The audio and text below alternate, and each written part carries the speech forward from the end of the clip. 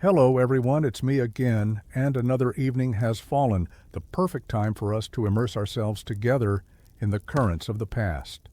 The fire crackles low, the shadows stretch long. The world outside grows quieter, but here, between us, something ancient begins to stir. Tonight we pull back the smoky veil over a subject often overlooked, often dismissed. Not kings, not crusades, not cathedrals. No, tonight we're digging into something far more human, more intimate, more flavorful. Tonight we're stepping out of the grand halls and gilded manuscripts and ducking into the alleyways, the village markets, the laughter-filled taverns, to explore the secret cravings of medieval mouths. What did people snack on when nobody noble was watching? What delighted the wandering peasant child, sticky-handed and wide-eyed? What kept the watchman awake on the ramparts, or sweetened the breath of a nervous squire before a forbidden kiss? Tonight, we're talking about medieval junk food. But before we begin, if you love historical tales like this one, if you enjoy these journeys into forgotten corners of the past, please take a moment to like this video and subscribe to the channel. Your support is a huge motivation for me to continue bringing you more quality content. And don't forget to let me know where you're tuning in from and what time it is where you are. I'm always curious to know who's joining us on this journey through time from all corners of the world. Now, let's step into a world that few history books bother to mention. A world where food wasn't just for survival, but for comfort, delight, mischief, and indulgence. You might think of the Middle Ages as a time of gruel and piety, of grim monks and strict fasting. And yes, those things existed. But so did candied fennel, fried dough, ale-soaked hazelnuts, roasted apples dripping with honey, deep-fried cheese. Yes, you heard that right, deep-fried cheese. Close your eyes for a moment. Picture it. The year is 1364. You are not a knight nor a lady. You're just you, a cooper's apprentice, or a baker's niece, or a traveling jongleur with a sore foot and a rumbling stomach. The day has been long, your hands blistered, your back aching. And then, you smell it. That unmistakable waft of cinnamon and grease rising from a booth near the town square. It pulls at you like a spell. You follow it. You push through the crowd, past the stench of fishmongers and the rustle of woolen tunics. And there, beneath a sagging canvas, stands a woman with a hot iron pan, her arms freckled from oil splatters. She's frying bits of dough, fast and golden, then rolling them in sugar and crumbled nuts. A treat she calls cracknels, or maybe fritters. Maybe you've never heard the name. You don't care. You hand over a thin silver penny, and she drops one into your palm, steaming and sweet. You bite. And for just a moment, the noise of the fare fades away. The ache in your feet vanishes. The cold of the looming winter loses its sting. That, right there, is the magic of medieval junk food. Let's begin where most of this indulgence was born, not in the castles, but in the streets. Medieval cities and towns were bustly places, especially on market days. And for those who could afford a few spare coins, the street food vendors were a kind of salvation. Not everyone had time or a hearth to cook. Many poor laborers lived in tiny homes with no kitchen at all, their walls blackened with soot, their bellies often growling. But the market fed them. And oh, the things you could find. In London, vendors hawked hot pies filled with eels, larks, or pork, spiced with pepper and cloves when they could afford it. Not always fresh, not always safe, but filling, fast, cheap. Pies so beloved that in 1379, the city passed laws to regulate what went into them because too many were dying from what shouldn't have been inside. Rotten meat, rat, even worse.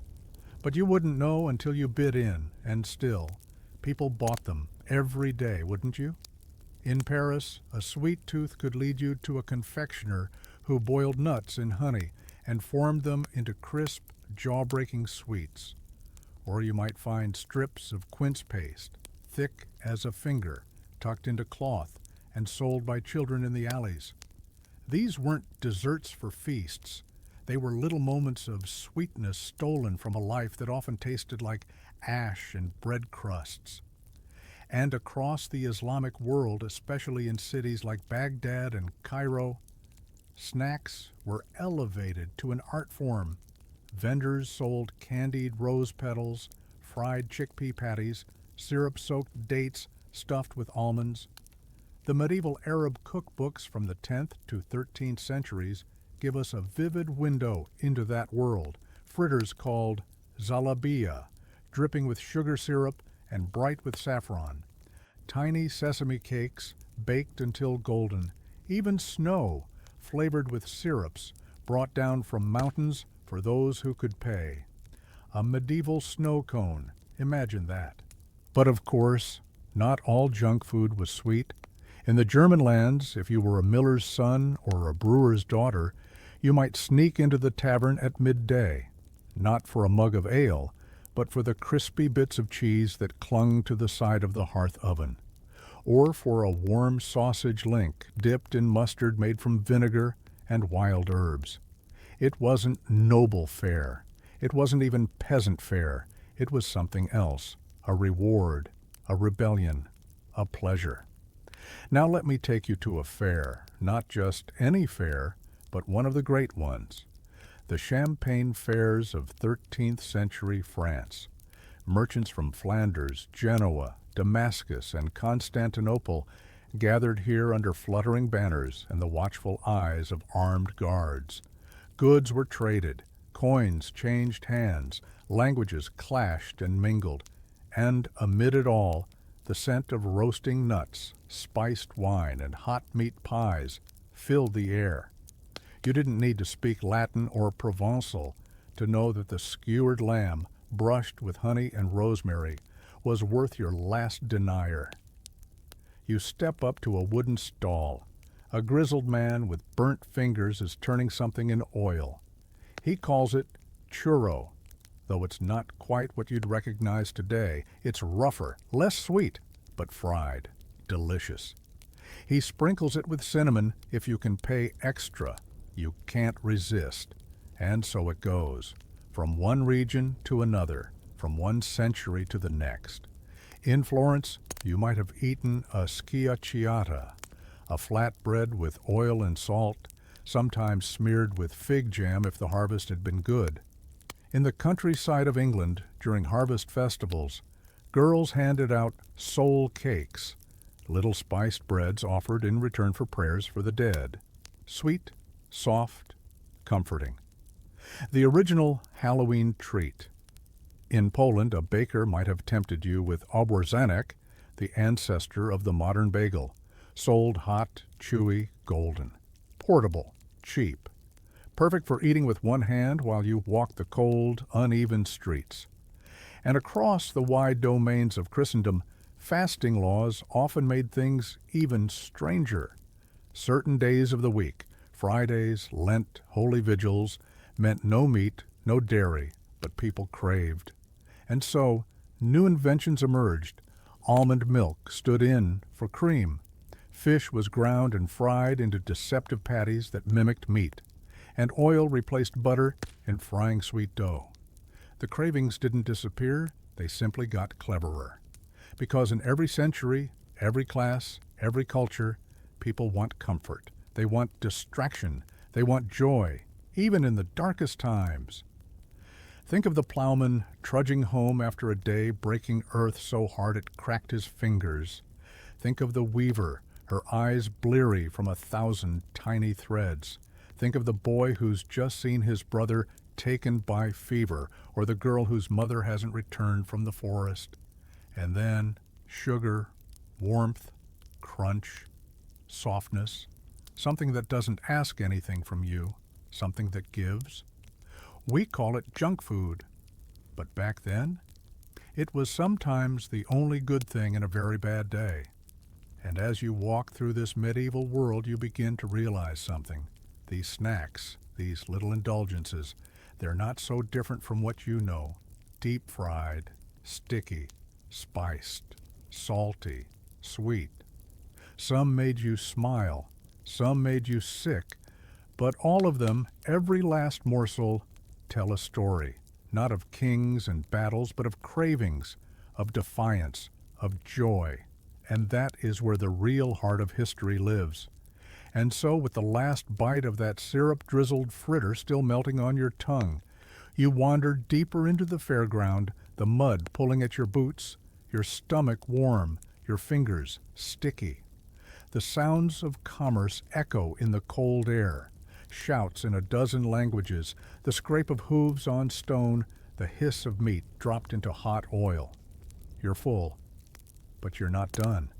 No one ever really is. You see, it wasn't just the poor or the pilgrims or the traveling minstrels who snuck indulgences between meals. Even in monasteries, yes, even behind those solemn stone walls lined with candles and copied scriptures, temptation simmered. The rule of St. Benedict said that monks should eat in moderation, avoid gluttony, and fast with discipline. But men are men.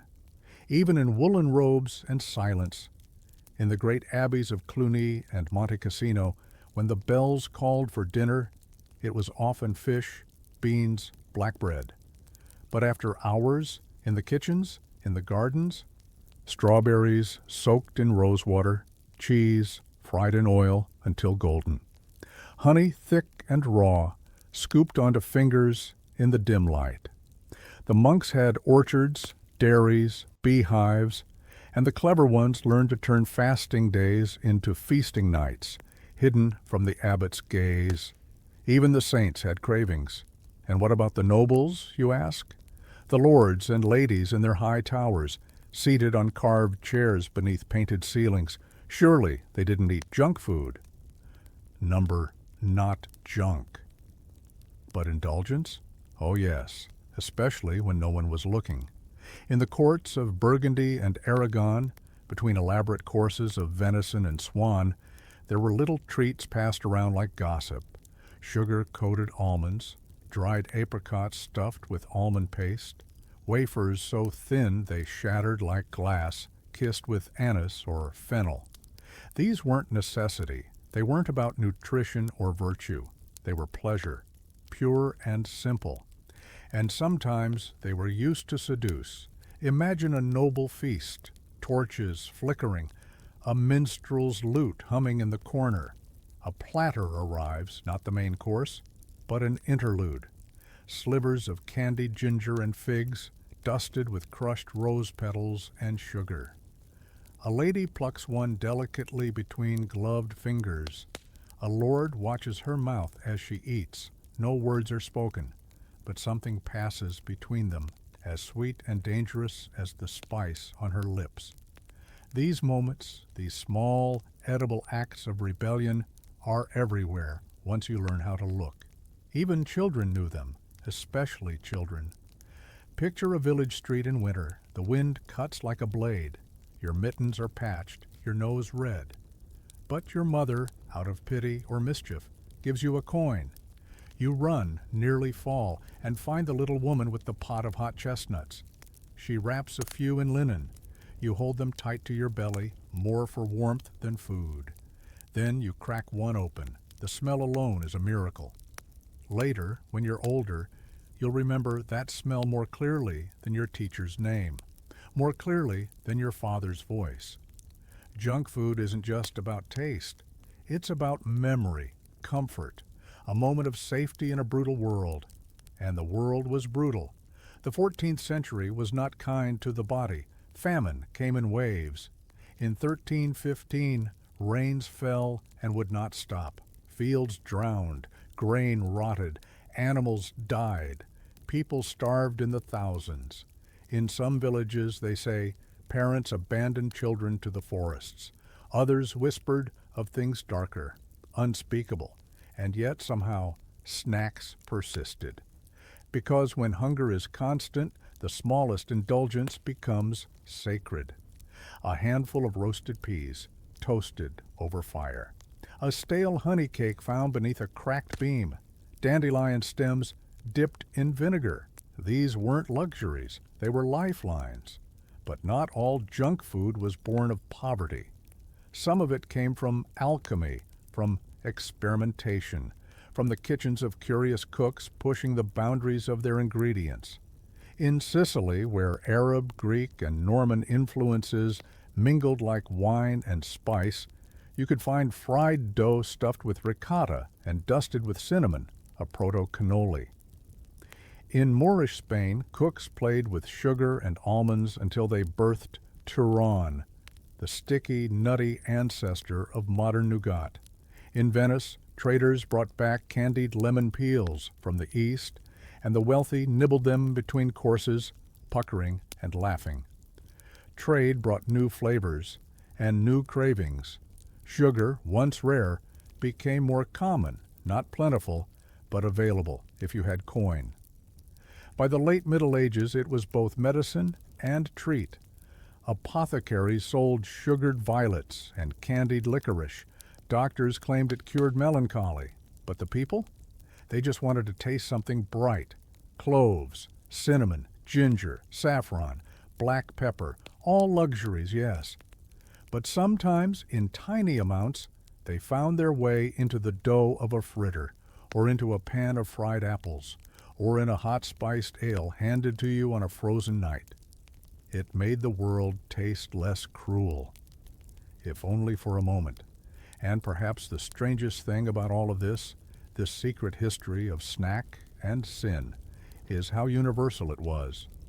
In the steppes of Rus, traders chewed on sunflower seeds or fried rye breads soaked in goose fat. In Japan, during the Kamakura period, monks made sesame balls sweetened with fermented rice syrup. In Ethiopia, thin strips of fried injera dough were eaten like crunchy chips, dipped in spicy oil. In India, street vendors sold sweetened lentil balls, soaked in syrup and fried to a crisp. Across continents, across empires, the poor and the rich, the faithful and the heretical, they all craved. And now, centuries later, you still know that craving, that moment when the smell hits you, that tug, that weakness, that pleasure. Maybe it's a bag of fries. Maybe it's a piece of chocolate stolen from a drawer. Maybe it's something stranger, a craving you don't even understand. But it connects you through time, through culture, through firelight and famine and feast to everyone who came before you. Because long before the word junk food was ever coined, people were already dreaming of it, frying it, sharing it, hiding it, and sometimes dying for it. There are records, yes, real ones, of people poisoned by bad meat pies, children choking on roasted nuts, monks punished for sneaking sugar past the fast. One woman in 15th century Ghent was flogged in the square for selling sweets laced with aphrodisiacs during Lent. She said it was for love. The bishop said otherwise. But tell me, if you were hungry, if you were poor, if you were in love, would you have done the same? Would you sneak the sugar, steal the fig, burn your fingers on the hot iron pan just to taste that forbidden fritter? You would. We all would. Because behind the banners of history, behind the empires and the treaties and the plagues, there are people, real people, with weak moments, with hungry mouths, with sweet teeth and secret shame. They weren't saints, and neither are you. And maybe that's the best way to understand the past, not through the crowns, but through the crumbs. You, the cobbler's son, the brewer's wife, the scribe, hunched over parchment, licking his fingers clean of almond paste. You are there, always, watching, wanting, tasting. History is not just in the battles, it's in the bites. And this tale of fried cheese and honeyed almonds and syrup-soaked fritters, this is the story of humanity at its hungriest, its weakest, and perhaps its most honest. The wind picks up. It whistles down the alleys between crooked houses. Chimneys cough smoke into the sky. Somewhere, a baby cries. Somewhere else, laughter bursts, brief, brittle. And in your hand, a slice of warm, oiled bread smeared with something dark and sticky. You're not sure what, doesn't matter. It's sweet, it's hot. And for a moment, that's enough. You're standing in the middle of London. Not the London of bridges and red buses, but the old one, the tight-chested, soot-choked, rat-crawling city of the 14th century. The air smells like smoke and dung and something else, something spicy, riding the air in coils. Cloves, vinegar, meat. Someone nearby is roasting skewers of eel. You walk.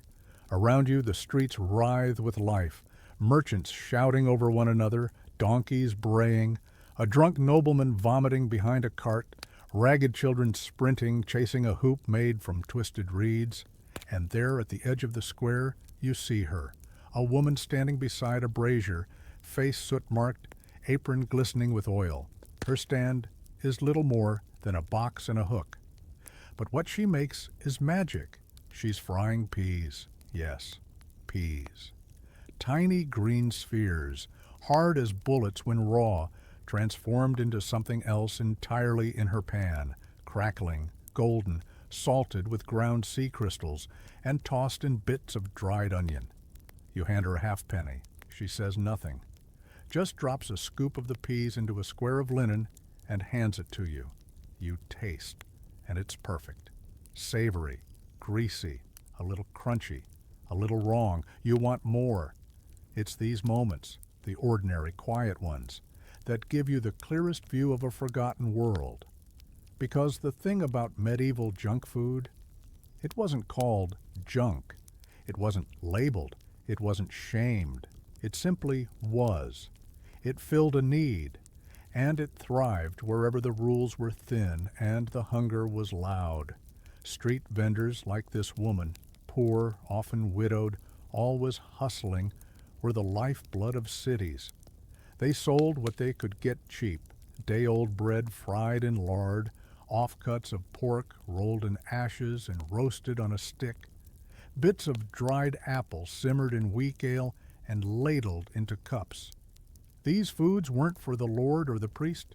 They were for you, the mason, the washerwoman, the boy who ran errands all day and came home with cracked knuckles and dirty knees.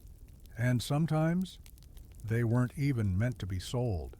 Sometimes they were the offshoots of something else. Take sippet stew. Sounds like a proper meal, doesn't it? But it wasn't. Not really. It was a way to use crusts. Hard leftover bread soaked in the leftover drippings from meat. Bits of onion, scraps of cabbage, a spoon of vinegar, maybe a pinch of mustard seed. It wasn't cooked with pride. It was scraped together. But when you were cold and the walls of your house rattled from wind and your child hadn't stopped coughing for 3 days, it was salvation. Or look at panades. The medieval version of a bread pudding maybe, but less elegant.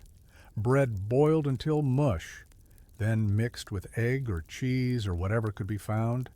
Sometimes it was baked into cakes, other times eaten straight from the pot, steaming, thick as tar. Did it taste good? Sometimes. But it filled you. It shut your stomach up.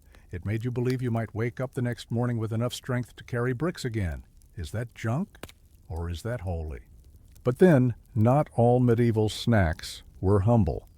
There were extravagances too, foods so indulgent, so over the top, they seemed designed to mock the very idea of hunger. In the French courts, cooks created subtleties, edible art. Picture this: a tower made of marzipan decorated with edible gold leaf, or a roasted peacock, its feathers reattached with wire, its beak painted with cinnamon and rose. These weren't just food, they were performances. And in between the grand courses, nobles would nibble on candied fennel, lemon peels, or jellied quince cut into perfect diamonds. Their fingers would grow sticky, their tongues would turn red from spiced wine. But none of that mattered. because this too was junk food, just dressed in silk. Food made to thrill, not to nourish. Food for boredom, food for pleasure. And just like in the city, there were those who judged it. Monks preached against gluttony. Chroniclers warned of growing decadence. One scribe in Avignon wrote bitterly of a bishop who spent more on candied almonds in a month than most priests earned in a year. But still, the platters came. The sweets arrived. Because no law, no sermon, no rule could outpace the human urge to taste, to indulge, to want, even in times of horror. Do you remember the plague? Of course you do. The Black Death, the scythe in the dark. Between 1347 and 1351, it swept through Europe, taking one out of every 3 people. Whole towns died. Fields went fallow, markets emptied, hope withered. But not entirely, because even then, especially then, people turned to food for comfort. There are records of plague survivors gathering in small groups, terrified but desperate to feel alive. They drank. They fried dough in oil and soaked it in honey. They dipped bread in wine. They made little cakes from barley and milk, then added sugar, not because it helped, but because it made them forget, just for a moment. You can imagine them, can't you? A small group in a half-abandoned village sharing a makeshift treat as bodies burn in the distance. Is that junk? Or is it a prayer? But here's where it gets even stranger. Because as the Middle Ages wore on and trade grew and cities expanded, something else crept in. Recipes. No longer just oral traditions or muscle memory. People started writing these indulgences down. Manuals of cookery, some for the rich, some for guilds, began to include treats and snacks, fritters of fish, wafers with cheese, sauces to drizzle on sweet meats.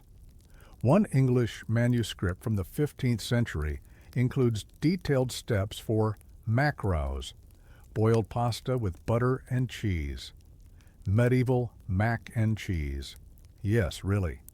In Germany, around 1485, a cookbook described how to make Strauben, long, twisted fritters made by pouring dough through a funnel into hot fat. Sound familiar? It should. It's the ancestor of your county fair funnel cake. History doesn't vanish. It lingers. It mutates. It returns. And all those modern snacks you think are new, deep-fried cheese sticks, donuts, sugar-dusted nuts, sweetbreads, meat pies in greasy wrappers, they're not new, they're old. Older than you, older than your country. They're echoes. And maybe that's why they taste so good. Because when you bite into that fried, messy, unnecessary thing, your hands dirty, your conscience whispering, you're not just eating, you're remembering. You're honoring the thousands who came before you, who lived and loved and craved, even when they had nothing, even when the world was ending, even when the only thing left was a crust or a cake or a dream. You sit beneath a wooden eave, legs sore from walking, the edge of your cloak soaked through from the filth of the street. It's dusk now. The air has changed, sharper, meaner. The market is closing, shutters banging like distant drums, and the smell of burning tallow fills your nostrils. But your hand? It still cradles something hot, a pie. Not the kind of pie you'd recognize. Its crust is hard, almost inedible, called a coffin in the parlance of the time, not meant to be eaten, just a vessel to hold the treasure inside. Meat, spices, grease, sometimes fruit, sometimes egg, sometimes something you don't want to name.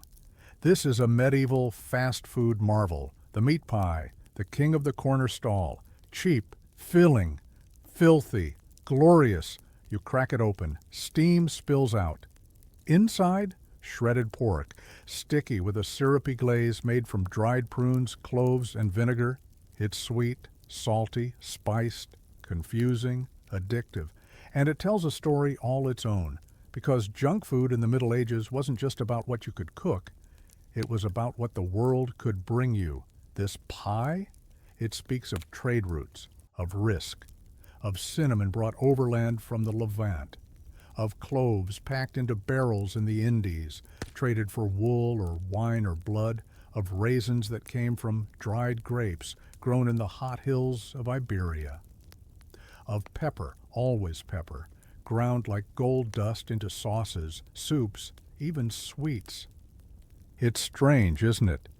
You think of medieval people as isolated, poor, simple, but the food you're holding proves otherwise. It's cosmopolitan, it's layered, it's global. And that raises a question. How could ordinary people afford these exotic things? The answer? They usually couldn't. Not every day. Not even most days. But sometimes, when a ship came in early, or when spice traders lost a barrel to spoilage and the price dropped, or when a festival loomed and the streets buzzed with appetite, then yes, you might get a taste, for a price. A sliver of preserved fig wrapped in bacon, a meatball simmered in wine and saffron, a cube of fried cheese dusted in sugar, or, for those who didn't care how it looked, blood pudding boiled in a sheep's stomach, served in slices on stale bread. It wasn't elegant. It wasn't sanitary. It wasn't supposed to be. It was about impact, craving, heat, salt, fat. And that's the thread you follow through the centuries. Not recipes, not etiquette, but need. That sharp, aching tug in the gut that says, I want something that will make me feel alive. Which brings us to one of the strangest and most revealing medieval indulgences, the festival foods. Because when saints were celebrated, or kings crowned, or great battles commemorated, food exploded from the margins, no longer just survival, no longer quiet, but loud, riotous, decadent. Picture this. It's summer. You're in Florence. The city is buzzing with celebration. The feast of St. John. Bells ringing, candles lit, banners snapping in the breeze. And in the square, fire. Fires everywhere. Spits turn whole animals, goats, pigs, birds, stuffed with garlic and herbs, dripping with fat that hisses into the flames. Vendors shout out their offerings, fried bread soaked in honey and anise, cheese fritters shaped like flowers, chickpea pancakes called cecina, golden and hot and flaky, sold in greasy scraps of paper. Your stomach growls. You pay with borrowed coin, you eat without thinking, you lick your fingers, you don't stop, no one does. Because in that moment, surrounded by music and smoke and laughter, and 1,000 bodies pressed together in joy or desperation, food means something. It's not just a meal. It's a protest, a release, a way to taste pleasure in a world that so often denies it. And yes, some disapproved. Preachers thundered from pulpits about overindulgence, sloth, gluttony, the so-called sins of the tongue. One German monk wrote that fried treats led to sin more surely than wine. Another lamented that women sold forbidden fritters at church doors, distracting the faithful with lusty smells. But people kept eating, because food like this wasn't just for nourishment. It was armor against the cold, against the fear, against the daily reminders of death. You must remember, life expectancy in the Middle Ages was brutal. Disease, war, childbirth, famine, they came like thieves, fast, without warning. A cut could kill you. A cold could become a fever, then a burial. A single missed harvest might wipe out an entire village. So what did people do? They lived, they loved, they ate. Sometimes poorly, sometimes gloriously, sometimes both in the same breath. They carved apples into swans and soaked them in honey. They made pastes from almonds and pressed them into the shapes of fish. They deep-fried leaves of sage in batter and dipped them in vinegar and sugar. They drank spiced beer from horns and shouted with their mouths full. They picked bits of meat from bones and argued over which saint was the holiest. And through it all, the food changed, adapted, spread. Take the fried dough ball. You might call it a donut. But its ancestors are many. In Venice, there was the fritella, made with eggs and pine nuts, sometimes orange peel sold during Carnival. In Moorish Spain, the buñuelo, light and airy, served with syrup or cheese. In England, a thing called a crump, made with barley flour, fried in goose fat, often stuffed with dried berries or bits of veal. What connected them? Ease, speed, grease, and the simple, unmistakable sound of hunger meeting fire. But there was more, always more. Even among the poorest, there was invention. Peasant women gathered wild greens and folded them into batter. Shepherds soaked hard cheese in vinegar and wrapped it in flatbread, baking it on heated stones.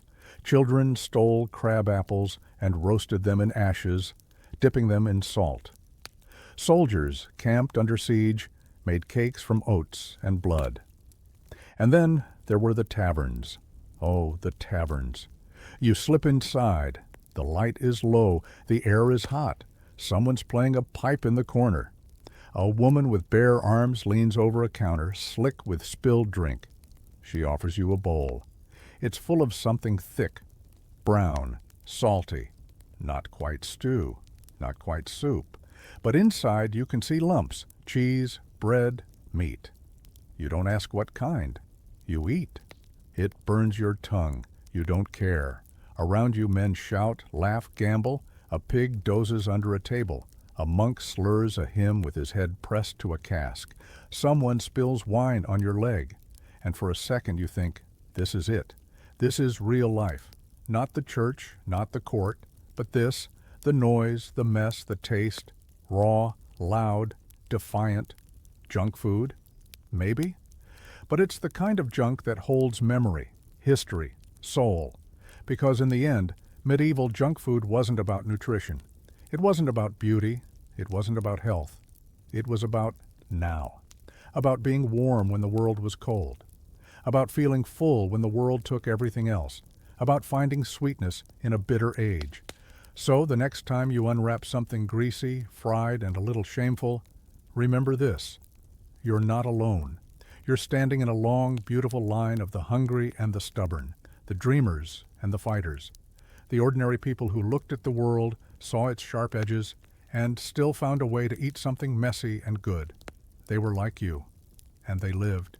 You wake before dawn, cold stone under your body, the faint ache of yesterday's labor still curled in your spine. In the alley behind the baker's shop, the coals are already hot, glowing dimly like sleeping eyes beneath the ash. A cock crows, distant. The market bell has not yet rung, but the city is stirring. You're hungry.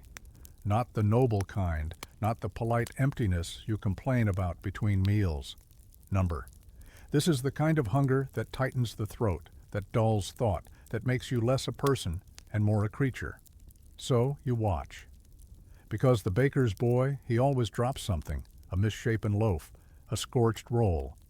Sometimes, if the master is kind, or drunk, he leaves behind broken bits of bread and cheese in a scrap of cloth, tied with string and hanging from a peg. This is your breakfast. And you're not alone. Others are here. A girl with a bandaged foot, a boy with a knife, and no parents. An old woman muttering prayers in Breton, all waiting, watching, hoping for a taste.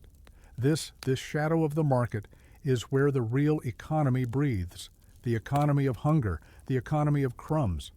And if you're clever and desperate, you might turn those crumbs into coin. Because in medieval cities, especially in their dirtiest corners, an entire underground trade fed on the offcuts of wealth, stale bread, congealed drippings from the bottom of a roasting pan, cheese rinds, bruised fruit, fish heads, chicken bones with a whisper of meat still clinging to them. The poor took these things, boiled them, mashed them, fried them, spiced them, then sold them again. Street food, junk food. Not from fresh ingredients, but from failure, from cast-offs, from what others refused. Take the chewit. It began as a noble dish, finely chopped meat or fish, mixed with dried fruit and spices, wrapped in dough and fried or baked into a puff. The courtly version was elegant, perfumed with saffron, served on silver plates during Lent. But in the alleys, it changed. The meat became liver or lung, the fruit became apple peelings, the spices just a pinch, if any. But the idea held, something savory, enclosed, something hot and fragrant, easy to carry and eat with filthy fingers. The chewit became survival, and in time it also became business. Women, often widows, often outcasts, would make them in cramped kitchens, over stoves fueled by dung or driftwood. Children would carry them in baskets, hawking them at docks, church steps, or tavern doors. Hot pies, still warm, no maggots today. It's not a joke. That was the sell, because food spoiled fast, especially in summer. There was no refrigeration. Preservation relied on salt, vinegar, and lies. A vendor could charm you into buying a pastry only for it to burst open and reveal something off. You might eat it anyway. You might regret it. But if you were hungry enough, you'd return. That's the brutal miracle of junk food in the medieval world. It survived, not because it was good, but because it was necessary. And sometimes necessity created genius. Let's travel for a moment, north to a coastal town. The sky is hard with winter, the sea throws salt into the streets. You're a sailor, tired from weeks aboard a heaving cog. Your pay's already been halved by the port clerk, who insists that dock fees have increased. So what do you want? A feast, a stew, a prayer? Number. You want something hot, fast, cheap. And so, from a wooden shack near the harbor, you buy a bowl of Lenten pottage, a thick, meatless gruel flavored with mustard seed and seaweed. Not glamorous, not even pleasant. But it warms your gut and dulls the ache in your teeth. Sometimes it's all you need. But let's not pretend all medieval junk food was sad. Some of it was joyful. Take the traveling fairs. A riot of color, sound, and smell. You can hear it before you see it. Drums, flutes, laughter, the sharp bark of a vendor hawking fried larks on a stick. This is a place where peasants and nobles alike lose themselves in a blur of indulgence. For one day, maybe two, the rules blur. Jugglers toss burning brands, acrobats twist through the air. And food? Oh, the food. Deep-fried honeycombs, pulled from hives only hours before. Chestnuts roasted in huge iron pans, their skins bursting with steam. Skewers of eel, lacquered in vinegar and wine. And best of all, the roasted hedgehog. Yes, you heard me, stuffed with herbs, wrapped in clay, roasted in coals. When it's cracked open, the spines come off with the hardened clay, leaving tender meat inside, basted in its own fat and wood smoke. It's bizarre, unthinkable to many. But to the children clustered around the fire, it's magic. And that's the thing. Medieval junk food wasn't just food. It was a story, a performance, a risk. You never knew exactly what you were getting, but that was part of the thrill. And sometimes, just sometimes, it became something more. There are records from 14th century London of a woman named Marjorie Finch. She sold fried fish at the edge of Eastcheap, where the market spilled into the Thames mud. She had no shop, just a table and a brazier. But her fish was famous, not because it was the best, but because it was hers. People lined up for it, travelers spoke of it, sailors sang about it, and when she died, killed in a fire that took 5 stalls and 2 pigs, her name was remembered, a fishmonger, a vendor, a purveyor of junk, immortal. Because the history of food is not the history of kings. It is the history of hands, of mouths, of grease under nails and hunger behind the eyes. It is the story of a woman standing over a fire, selling something salty and hot to a stranger who doesn't remember her name, but remembers the taste for the rest of his life. You know that taste. You've chased it. In alleyways, in carnivals, in midnight drives, and roadside diners. It doesn't change, because people don't change. Not really. And the need to bite into something forbidden, greasy, excessive, that need, it's older than parchment, older than plague, older than saints. It's in you, right now. So bite, eat, remember. Because the medieval world in all its filth and fear gave us more than relics and ruin. It gave us the recipe for indulgence, and it dares us to admit we still follow it. The sky is red, not from fire, not yet, but from the forge-like heat of the summer sun pressing down on the narrow streets of Avignon. You can smell it, meat fat turning rancid in the gutters, fish bones curling under the sun, the sour sweat of bodies crammed between canvas stalls. The year is 1364. The plague has receded, but its memory clings like soot in the lungs.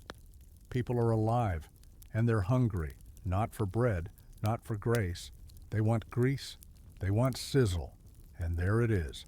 The crackle of dripping tallow hitting hot stone, the spit hiss of sausages rolled in powdered mustard, and onion chaff. The cart belongs to a man they call Le Chauve, the Bald. No one knows his real name anymore, not even his wife, but they know the smell of his cart. He doesn't sell food fit for lords. His sausages are made from things you don't name in polite company, bits scraped from the butcher's block, skins from organs too tough to chew raw, ground together, spiced heavily, stretched into a intestine, coiled, fried until the casing blisters and bursts. It is frankly disgusting and utterly divine. You pay 2 deniers and burn your fingers before you've walked 2 steps.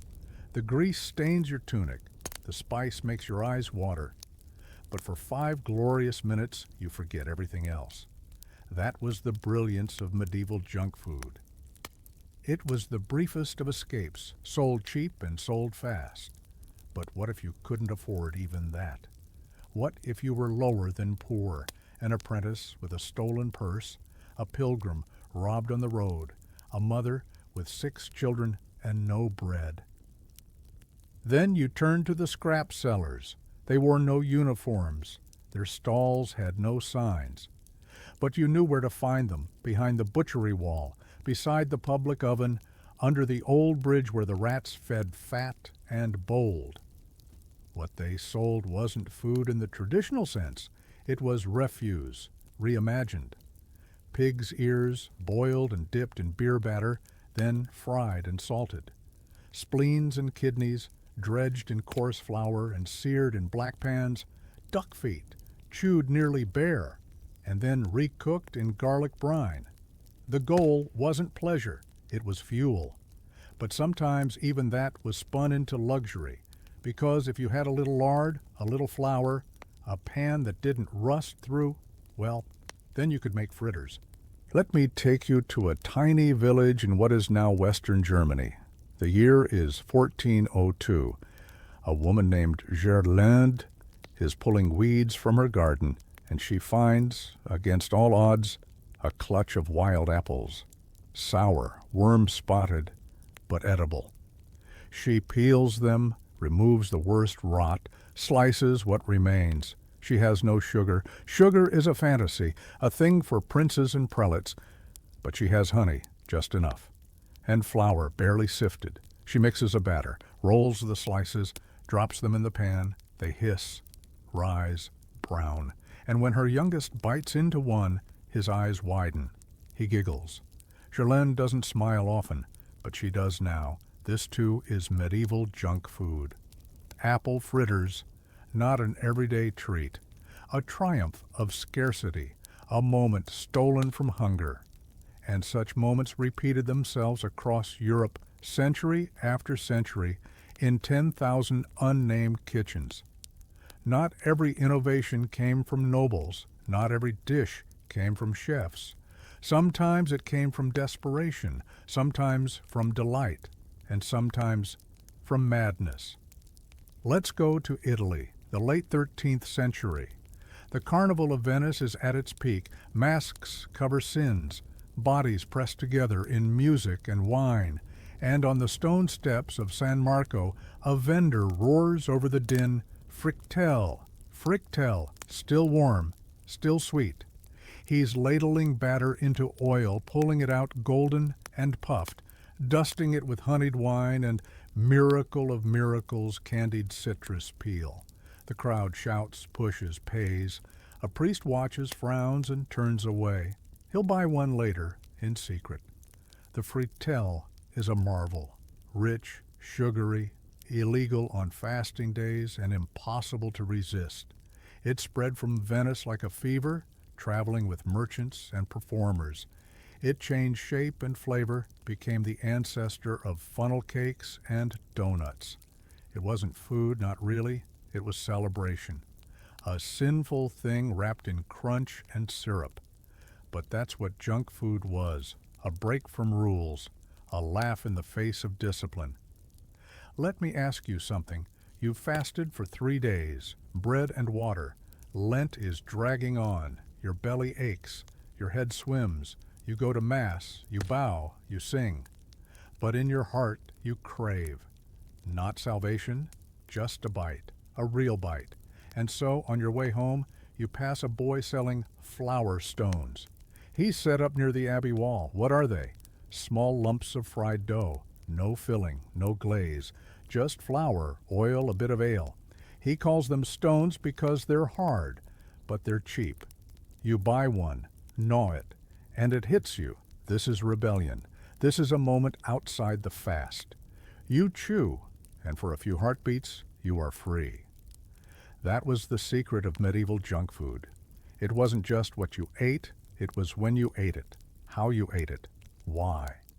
Because in an age where the church dictated menus, where nobles controlled land and ovens, where meat was taxed and sweets were banned, every bite outside the rules was an act of resistance. You weren't just eating, you were defying, even in crumbs, even in grease, even in secret. And yet the church was not always your enemy. In some corners, in some times, the friars themselves indulged. The Franciscans in Naples were famous for their zeppole, round, puffy fritters served during the feast of St. Joseph, ostensibly humble, deeply fried. They said it was charity, a gift to the poor. But no one believed them, because when you bit into one, hot, crisp, steaming with honey, you knew this was not charity. This was decadence disguised. And the line between virtue and gluttony blurred like steam on a winter window. It always did, because food was never just food. It was power. It was penance. It was pleasure stolen from the edge of survival. And junk food? It was the most human of all, born from scraps, eaten in shadows, shared in whispers. It was the indulgence of the forgotten. And yet, it endured. Even now, across the world, you'll find its descendants. In the churros of Madrid, the samosas of Delhi, the skewers of Bangkok, the fish and chips of London, hot and greasy in newspaper wrap. They are not modern, they are ancient, eternal, and they are ours. The firelight flickers low, casting shadows on the worn planks of a tavern wall. You're seated near the hearth, a wooden bowl in your hands, warm against your palms. There's something inside it, something simple. Crumbled cheese, charred onion, a scattering of boiled grain. It smells comforting, strange, faintly sour. But it fills you, and in this place, that's all that matters. It's Flanders, 1411. The harvest was poor. The beer is weak. But the alewife has a secret, a leftover wheel of farmer's cheese, aged too long and just starting to bite back. She crumbles it over a mash of old barley, spoons of lard, and chopped shallots. Then she pours boiling ale over the top and lets it sit. This is not a dish that will ever make it to a lord's feast. This is peasant fuel, and yet it's good, warming, almost addictive in its salt-fat alcohol harmony. There is a kind of culinary alchemy happening here, not among chefs, but among survivors. Because when you have nothing, everything becomes food. And when food is sacred, waste is sacrilege. In Bruges, you'd see children scouring the fishmonger's runoff for eel heads and shrimp shells. In the slums of York, taverns served burnt broth, a blackened stew of overcooked meats, bones, and scorched root vegetables, thickened with yesterday's crusts. In Paris, a street vendor might press you a rouelle, a patty made from mashed peas, leftover oats, and finely chopped offal, fried in lard so dark it smoked. It was never called junk food, but that's what it was, indulgence in the margins. And yet sometimes something more than indulgence flickered through. Sometimes it became joy. Come with me now to a forgotten kitchen on the outskirts of Palermo, a Friday in 1303. The church forbids meat. The cook, a woman named Isabella, is clever. She has chickpeas, garlic, a stone mortar, and a single clay bottle of oil. She mashes the beans, seasons them, rolls them into balls, and fries them in shallow oil. The result is golden, crispy, soft on the inside. Her husband takes one bite and laughs. She blushes. Her son calls them falafel, from the Arabic word for pepper. They catch on, they spread, they become a staple, but they began as a trick, a culinary disguise, fake meat on fasting days, junk food with a prayer stitched into the crust. This tension was everywhere, between rule and hunger, piety and pleasure. The church controlled diet more strictly than any king. Fasting days were frequent and often severe. Mondays, Wednesdays, Fridays, entire Lents, holy vigils, no meat, sometimes no eggs, sometimes not even dairy. But humans are crafty. They always have been. And so a baker in Ghent created almond cheese, a soft paste made from crushed nuts, milked with water, flavored with rose oil. Served on black bread, it fooled the tongue just long enough to feel like indulgence. Elsewhere, sweetmeats made of preserved fruit and ground seeds were pressed into shapes like roast pork or fish. The mind knew it wasn't real. The mouth didn't care. Even the monks got in on it. At the Abbey of St. Gall, records show a curious dish served on St. Ulrich's feast day. Boiled leeks stuffed with a paste of honey and crushed chestnuts, bound with flour and fried in goose fat. Supposedly medicinal, undeniably delicious, because even cloistered souls crave crunch, craving. That's what this was all about, not nutrition, not sustenance, but craving. That wild animal just beneath the skin. A priest in Rouen once wrote that gluttony is not measured in quantity, but in urgency. By that measure, the entire street food economy of medieval Europe was damned, and no one cared. Let me show you why. It's London, 1387. Night has fallen. You're walking the alleys of Cheapside. You pass a pie seller's stall. The crusts are thick, browned, nearly burned. Inside is a filling, pigeon maybe, or pork, if he's been lucky. But it's what sits atop the pies that stops you, a smear of greenish sauce, a dusting of something red. He calls it dragon spice, says it's made from imported peppers and dried herbs from the Levant. You know better. It's probably just mustard and old vinegar mixed with ash. But it's fiery, addictive. You buy two. The first burns your mouth, the second you eat slower, savoring the pain. In that moment, you understand something essential. It's not about the flavor, it's about the thrill. Junk food, medieval or modern, is about thrill. That first crunch, that first burst of fat or sugar or sour, the sensation of something forbidden or unexpected. It's no different from a gamble, a dance, a kiss in the shadows. And nowhere was this more evident than at the fairs. Oh, the fairs, forget what you think you know. These weren't polite little stalls selling fabric and ribbons. They were chaos incarnate. Jesters screaming, pigs running wild, merchants barking in half a dozen tongues, drums pounding. And the food? The food was a carnival of the grotesque. You'd see pies stuffed with whole frogs, skewers of songbirds, candied carrots dyed red and shaped like tongues, fermented fish pastes rolled into balls and dipped in crushed almonds. In the fair at Tournai, there was even a vendor who sold jelly of saints, a wobbling red confection molded into tiny reliquary shapes. He claimed they were blessed. They were almost certainly wine jelly and pig's fat. But people loved them, ate them laughing, ate them weeping, ate them to remember or forget. That was the thing about medieval junk food. It was never just food, it was ritual, sometimes comic, sometimes profane, always human. In Florence, boys would peddle devil's eggs. Rotten eggs, boiled, shelled, and stuffed with cinnamon and honey to hide the smell. Girls shrieked. Men dared one another to try. It was both food and spectacle. In Novgorod, street vendors sold ice cakes in the winter, layers of bread soaked in honeyed water, left to freeze, then shattered with hammers and eaten like candy glass.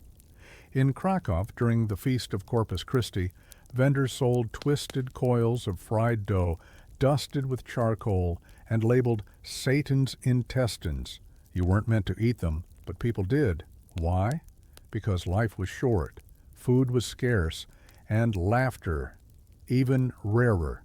Junk food brought all three together. It was the child's bite stolen from the tavern table, the lover's treat bought with the last coin, the drunkard's midnight indulgence, the widow's remembered sweetness, the night's fall from discipline. It was a mirror of medieval life itself, messy, dangerous, delicious, and utterly, defiantly alive. And as you sit there in that shadowy corner of a long crumbled tavern, licking the last smear of tallow from your thumb, you know something now. You haven't just eaten.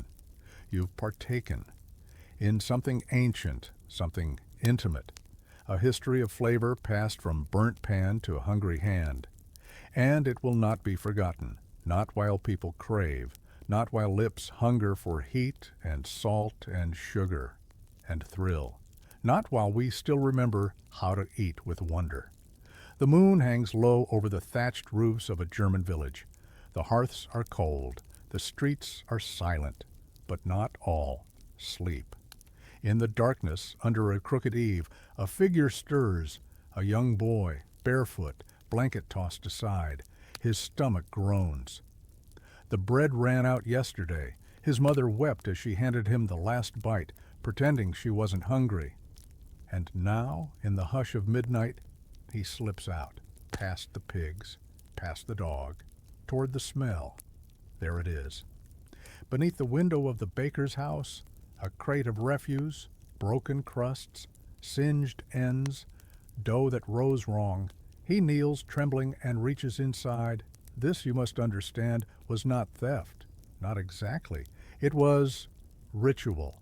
There were unspoken rules. Bakers, pie makers, sausage stuffers, each knew that something must be left out.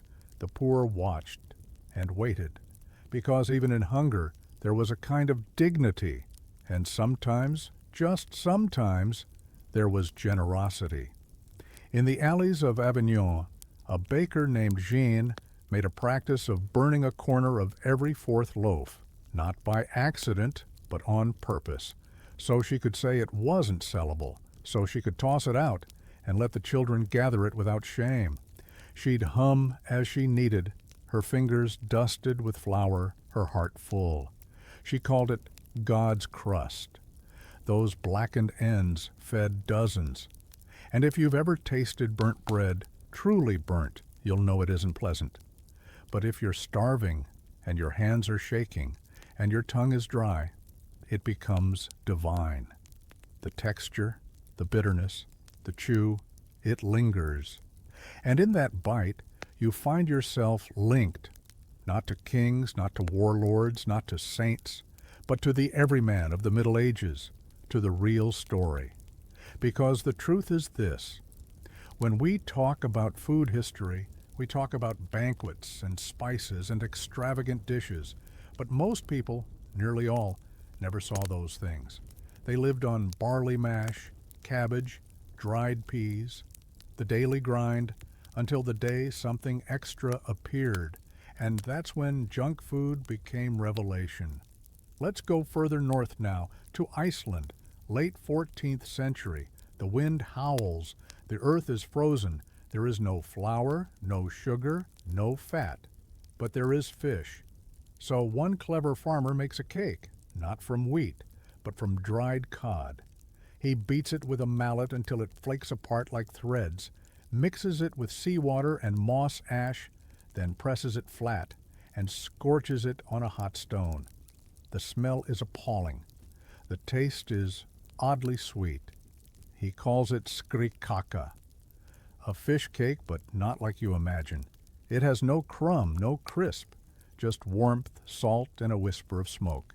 His children adore it. He laughs. It becomes tradition.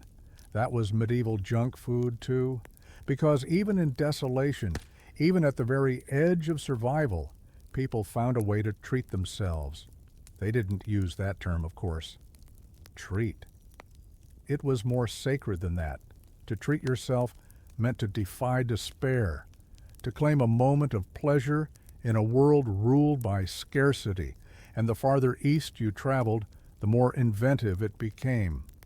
Picture a traveler passing through a Tatar camp in the early 1200s. He is handed a rolled skin of dried horse milk, tough, translucent, sour. It's chewed slowly, softened by the mouth. The taste is complex, first bitter, then buttery, then strange. It satisfies something, not hunger exactly, but a craving for ritual, for taste. The Mongols called it arag leather. It was packed into saddlebags and chewed on long rides like ancient bubble gum. Imagine that, medieval gum. But the most fascinating thing, these junk foods, these roadside snacks and makeshift treats, often traveled farther than the fine dishes ever did. They were light, easy to preserve, carried across borders, traded in markets, sold from baskets by children. You might find a fried lentil cake in Seville, then, again, slightly different, in Cairo. A sweet made from sesame and honey in Jerusalem, and again with almonds and orange peel in Venice. Flavor has no borders. Now come with me to the heart of one of those markets. Cairo, 1321. The air is thick. Spices tangle with dust. Merchants shout. Donkeys bray. And there, near the spice sellers, is a man with a copper pan. He's making something called zalabiya. Small scoops of dough dropped into bubbling oil. They puff, turn golden. Then he pulls them out, dripping. He tosses them in honey, rose water, and a pinch of black pepper. The result? Crisp, fragrant, sweet, sharp. Lines form, not just beggars and children, but scholars, traders, even nobles in disguise. Because even those cloaked in gold crave that one perfect bite. Zalabiya becomes jalebi. The name changes, the shape shifts. But the soul stays the same. It's a bite of sugar and fire and air. It's joy on a string. And that joy, so fragile, so fleeting, was political too. Because you see, not all junk food was street food. Sometimes it was rebellion. In Naples, during the Angevin rule, bakers created a new type of flatbread topped with garlic, oil, and sheep's cheese. It was intentionally cheap, a poor man's feast, a culinary raised fist. Years later, it would become pizza. But back then, it was something more, a statement. That flavor didn't belong to the rich. That pleasure wasn't reserved for palaces. And elsewhere, Lisbon, Prague, Krakow, similar dishes emerged. Chewy breads topped with salt and onion, fried patties of offal and herbs, roasted chestnuts soaked in wine, Food that looked up at the elite and said, "We are here too. We matter. We have our own flavors, our own cravings, our own joy." And still today, when you eat a humble snack, a hot fry, a sugary pastry, a greasy skewer, you're echoing that cry. You're standing with the peasants who licked tallow from their fingers and smiled. You're sitting beside the boy outside the baker's door, breaking the burnt crust and letting it warm your chest. You're tasting something more than food. You're tasting survival. You're tasting defiance. You're tasting life in its most fragile and fragrant form. And even centuries later, even now, even here, if you close your eyes and let the flavor rise, you might still hear it. The laughter of the hungry, the crackle of the hearth, the sizzle of joy in a pan. And that, dear traveler, is something no empire could ever silence. The sun rises over the city of Ghent, and smoke curls from chimneys like the breath of giants. A woman stands over a stove of brick and iron, her apron soaked with batter, her hands chapped from the cold. She's been awake since before the birds, preparing dough not for her own family. No, they'll eat gruel tonight, but for the city, because today is market day, and market day means fritters. The batter is thick with beer, not the kind you sip from a pewter mug, but the dregs, the cloudy bottom of a barrel, sour and wild. She ladles it into a pot, watches it puff and brown in the fat rendered from the previous week's pig. Sugar is too dear, so she'll dust the hot rounds with ashes of applewood mixed with a pinch of honeycomb crushed to dust.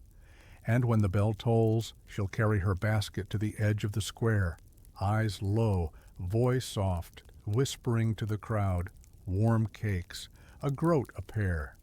They'll vanish before the sun reaches its peak. And what will they taste like? Not pastry, not cake, but smoke and burnt yeast and ghosts of apples. You chew and feel the weight of a century settle on your tongue. A taste passed down from mother to daughter to stranger, because food in the Middle Ages was rarely shared across class. But junk food? That was different. That was a bridge. The Lord might turn up his nose at boiled cabbage or black bread, but find him drunk on a festival night, stumbling into a side alley, and he'll buy a fritter from the same woman who once cleaned his stables. He'll chew and moan and ask for another.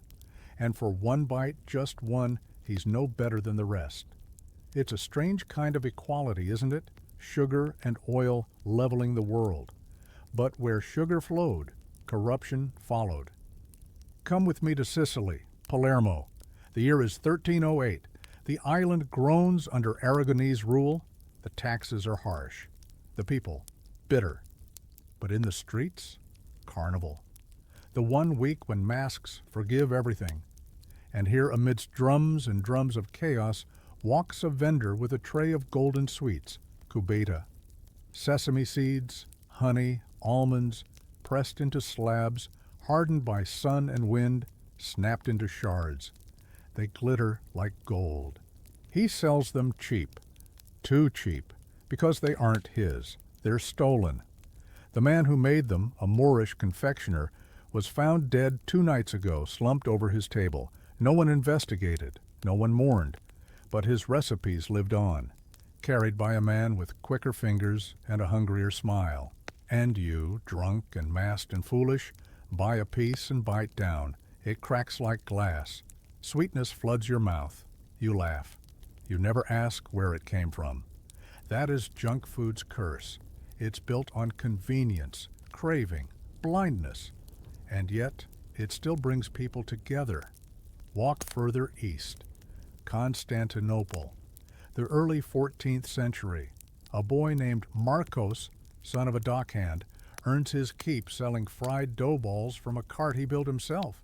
He fries them in cheap oil, dips them in date syrup, and sprinkles them with crushed pistachios smuggled in by Armenian sailors. He calls them lukumades. They're cheap, sticky, hot. He sells to whores and priests, to merchants and mercenaries. One day, he even sells a batch to a court eunuch, who returns the next day with a note.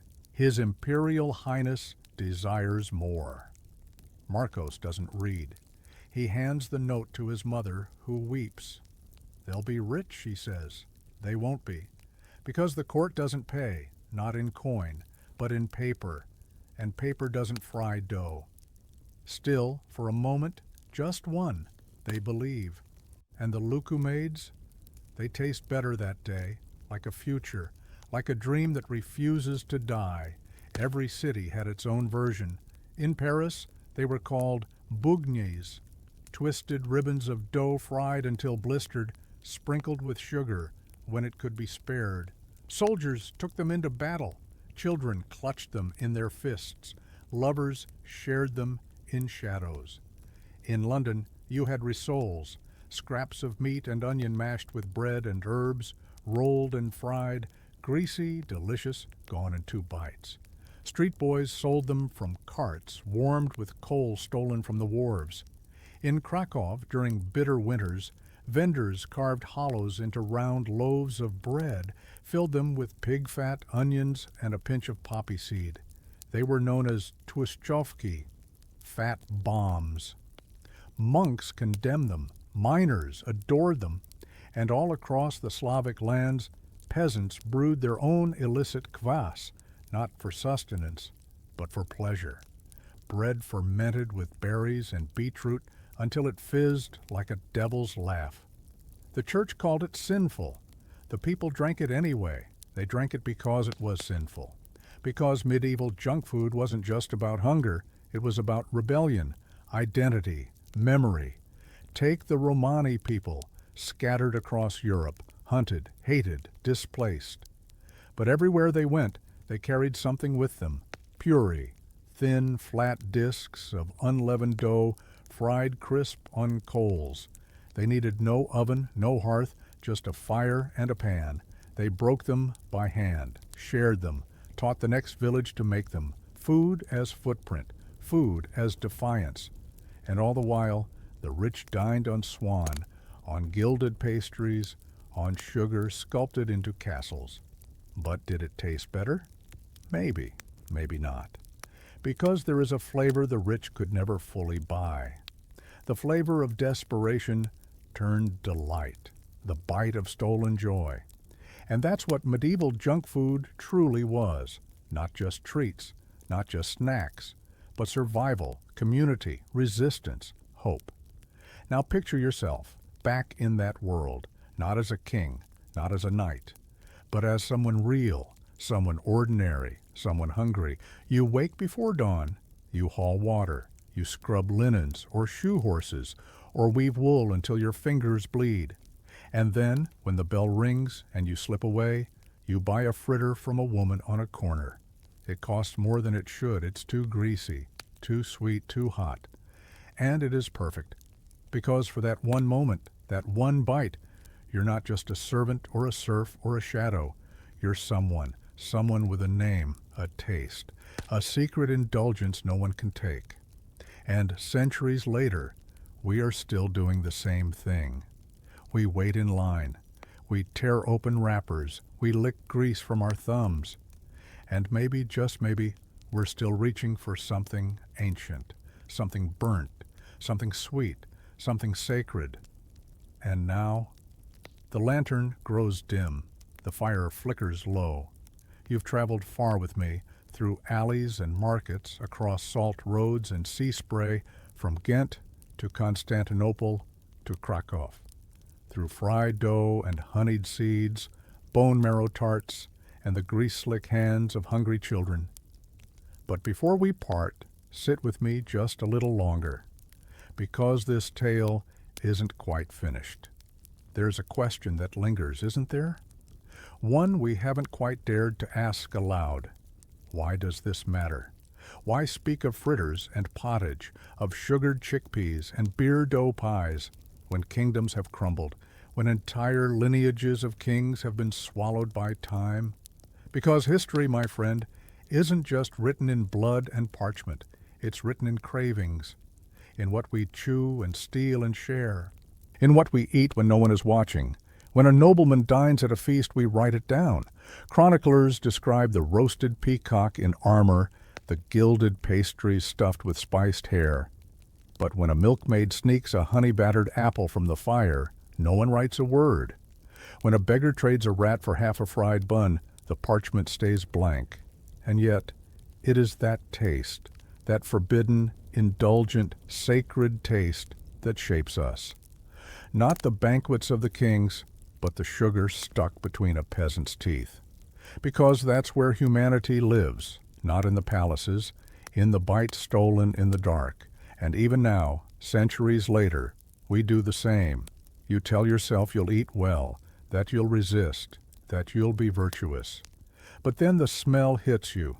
Fried oil, caramelized sugar, the rustle of paper, the hiss of cola fizzing against ice, and suddenly you're 11 again, clutching coins in your hand, running to the corner shop before it closes. You aren't weak, you're ancient. You're part of something far older than fast food chains and checkout counters. You are repeating a ritual as old as sin. In the Middle Ages, saints fasted for 40 days on lentils and holy water. They punished their tongues, flagellated their taste. But even they, the holiest among them, dreamt of sweetness, of figs, of roasted chestnuts, of fried milk and date syrup, and the sticky crunch of burnt sugar. You can read it in the margins of their prayer books. Tiny recipes scrawled between psalms, notes on how to make candied fennel to soothe the soul. That was their junk food, their comfort.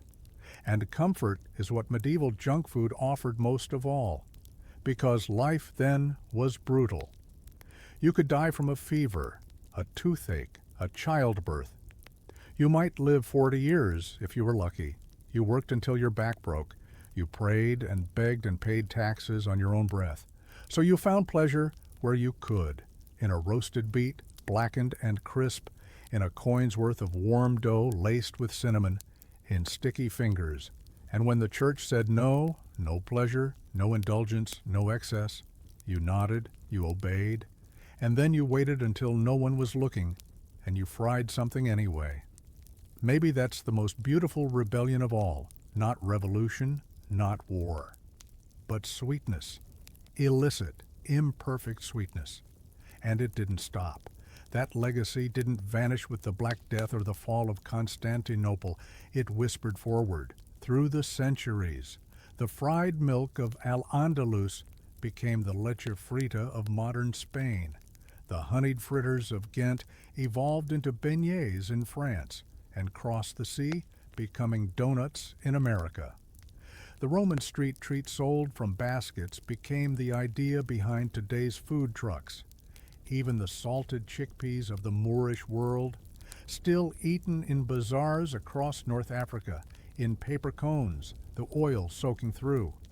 We carry them still, but more than the recipes, we carry the feeling, that bite of joy, that small sacred indulgence, that reminder that we are more than toil and hunger. You see, medieval junk food isn't just a curiosity. It's not just a footnote in a book or a dusty detail to impress at parties. It's a mirror. It shows us who we are when no one is watching, what we crave when the day is long, what we share when our pockets are empty, but our hearts are full. And maybe that's the true story here. Not the fritters or the pies or the ale-soaked nuts, but the hands that reached for them, hands calloused by plow and loom, hands painted in gold leaf, hands shaking with hunger, hands clasped in laughter. So the next time you open a bag of chips, the next time you sneak a cookie in the dark, the next time you burn your tongue on a too-hot slice of fried dough, pause, close your eyes, and imagine a boy in Bruges, 10 years old, barefoot, grinning, holding a warm fritter bigger than his head. Imagine a washerwoman in Prague, tucking a sugar loaf shard into her apron. Imagine a monk, alone in his cell, breaking fast with candied almonds smuggled from the kitchens. They are not gone. They are with you, in the sweetness, in the craving, in the bite. Thank you for walking this long, strange road with me, for listening not just to the voices of emperors and generals, but to the whispers of the hungry, the poor, the mischievous. If this story meant something to you, please let me know in the comments. I'd love to hear what snack from your part of the world carries the weight of memory, or which medieval food you'd try if you could step back in time. And if you haven't already, please like this video and subscribe to the channel. It helps more than you know. And it means I can keep telling stories like this. Stories not just about the past, but about the people who lived it. Until next time, take care. Eat something warm, something sweet, something rebellious. And remember, you are part of history every time you take a bite.